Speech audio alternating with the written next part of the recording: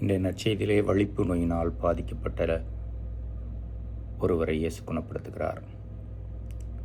அதற்கு முன்னால் திருத்தூதர்களை போதிக்கவும் குணப்படுத்தவும் அனுப்புகிறார். எல்லாரும் திரும்பி வருகிறார்கள். வந்தவுடன் 3 திருத்தூதர்களை மட்டும் அழைத்து கொண்டு மலை மேல் ஜெபிக்க செல்கிறார். அங்கேதான் இயேசு தோற்றமாற்றம் அடைகின்றார். கீழே வந்தால் ஒரு தந்தை தன் மகனுடைய நோயை பற்றி சொல்லி குணப்படுத்த கேட்கிறார்.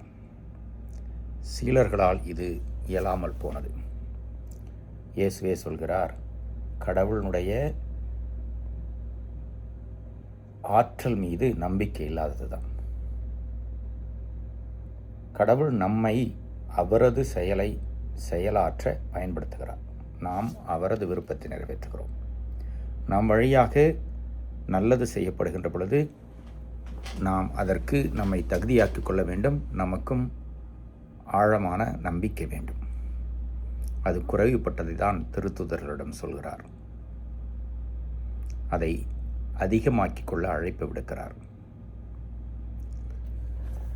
நமக்கும் கடவுளுக்கும் உள்ள உறவை அலசி பார்த்தால் பல நேரங்களிலே அந்த நம்பிக்கை குறைவுபட்டு தான் இருக்கிறது.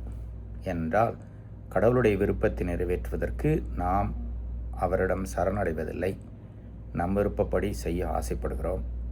அதை தான் செயல்படுத்துகிறோம்.